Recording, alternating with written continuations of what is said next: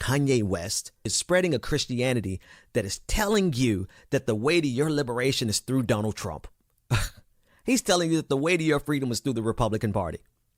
He's saying that you're actually in bondage and that he's free, but he's defining freedom as being in bed with white supremacists.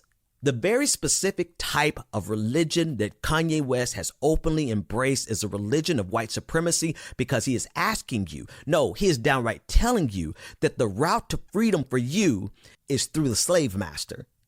He's telling you that your route to freedom is through a party that has done everything in its power to disenfranchise you, that has done everything in power to vilify you. Anytime you look at police brutality in our country, 9 times out of 10, you're going to find Republicans standing with the police officers, blaming and vilifying black people. Kanye West is telling you that that's your route to freedom. When they figuratively say, Kanye West and Republicans say that you're on the plantation of the Democratic Party, do you ever pause to think that these are the same people who are trying to maintain the spirit and the legacy of the Confederacy in actual plantations?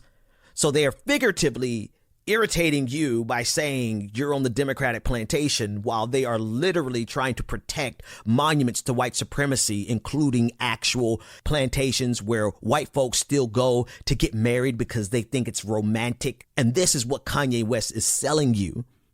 But because he wraps it in the veneer of the language of Christianity, he wraps it in the veneer and the language of the love of God, black folks eat that up.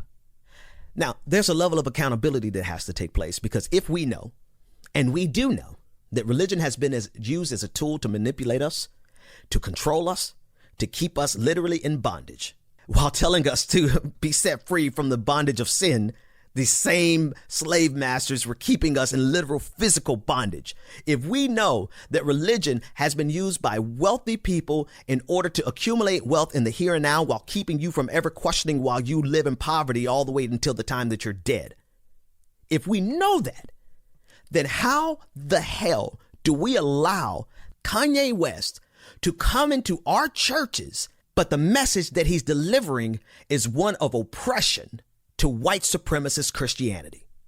If you know better, pastor, then how is it that you allow this man, just because, you know what it is? Here's the next layer of it. Celebrity, fame, notoriety. The black church, we have not come to grips with the fact that we are still easily manipulated by fame and fortune and notoriety, by the spoils of this system that we were always left out of. And we see people like Kanye West, who has a modicum of wealth, and he represents a level of fame and fortune that so many black people aspire to. And so it's not only an issue of him connecting with our spirituality, it's an issue of him connecting with our own personal greed. In the here and now, he's telling you that the route to your liberation, children of Israel, is through Pharaoh. He's like Harriet Tubman telling you that the way off the plantation is to run into the arms of the slave master. White supremacist Christianity is what was used to keep us in bondage. But when Nat Turner got a hold of the Bible, and he saw that the Bible said that the Spirit of the Lord is upon me because he has anointed me to preach the gospel to the poor, to proclaim liberty to the captives, and to set at liberty those who are oppressed. When he saw that, he said he would rather die liberating his people in the name of Jesus than to live as a slave in the name of a white supremacist Jesus. We know these things, and yet we sit back because this is a black guy speaking the language of religiosity, playing on the emotionality of all the people who love Jesus. And he's doing it intentionally in the name of white supremacist Christianity, because that is a base that will support him, as he saw, all the way to the White House. But we embrace him. We allow him in our pulpits. You can do what you want to do, believe what you want to believe, but I know enough about the Bible, and I know enough about religion in society to tell you this, that Kanye West is asking you to embrace the very Christians who would have lynched you on Saturday night and been in Sunday school on Sunday morning. That's what he's asking you to do, all while you're buying his music, all while he's preaching in your pulpit, all while he's manipulating the emotionality of people who are genuine about your faith. And so while you're focusing on the hereafter, while you're focusing on the sweet by and by, while you're focusing on how much you love Jesus, and when we all get to heaven, what a day of rejoicing that will be. I feel it even as right now as I'm saying it.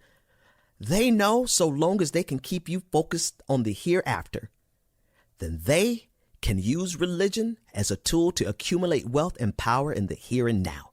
And Kanye West is nothing more than the latest false prophet being sent to the black community by a white supremacist interpretation of Christianity.